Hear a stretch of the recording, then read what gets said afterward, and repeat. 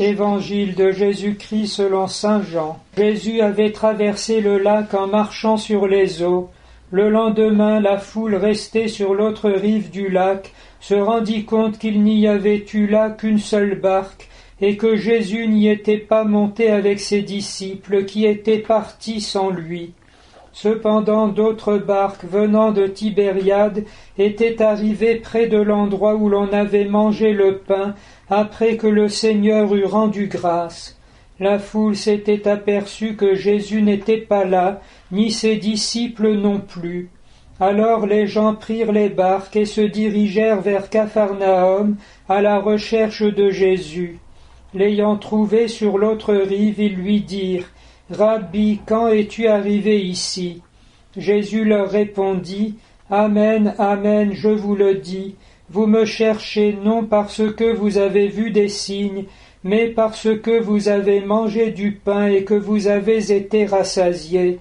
Ne travaillez pas pour la nourriture qui se perd, mais pour la nourriture qui se garde jusque dans la vie éternelle, celle que vous donnera le Fils de l'homme, lui que Dieu le Père a marqué de son empreinte. » Ils lui dirent alors, « Que faut-il faire pour travailler aux œuvres de Dieu ?»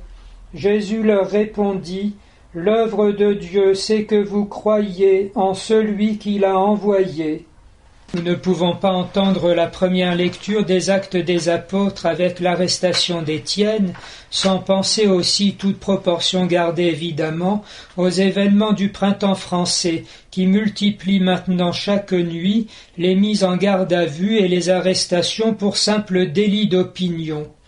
De même qu'il y avait là des faux témoignages pour réussir à convaincre Étienne, ainsi se répand-on. Il s'agirait d'extrémistes, de violents, de fascistes, d'ultra-catholiques et autres gens agités, mais on ne présente jamais ni une photo ni un slogan, tandis que se déchaînent par ailleurs les autres qui appellent ouvertement à la violence, au meurtre et au sang contre ces gens qu'en vérité le sol français semble ne plus pouvoir supporter.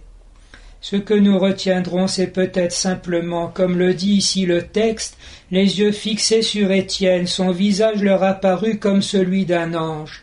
C'est qu'en effet, tous ces gens-là sont là spontanément et avec naturel, et ils n'ont que simplement leur personne et ce qu'ils sont à montrer et à présenter.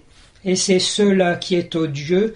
Il s'agit de gens bien vivants et aimants, tout simplement, et alors la culture de mort est mise en déroute et elle ne le supporte pas.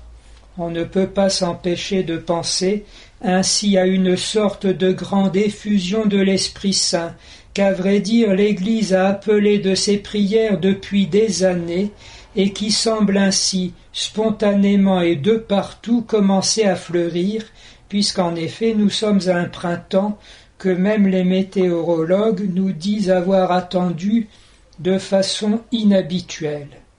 Nous retiendrons alors de l'Évangile simplement cette parole, « Ils trouvèrent Jésus sur l'autre rive ».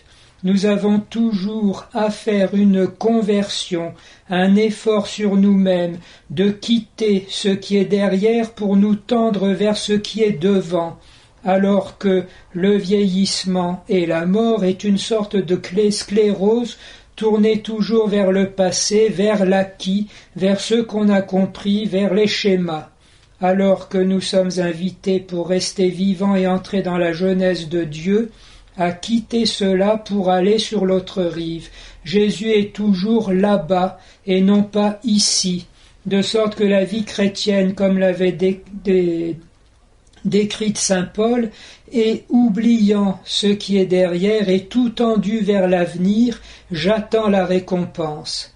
Nous saurons que notre traversée sera d'autant plus aisée qu'en effet déjà dans le Seigneur et en espérance, nous sommes détachés de cette rive et tout entier tendus vers l'autre.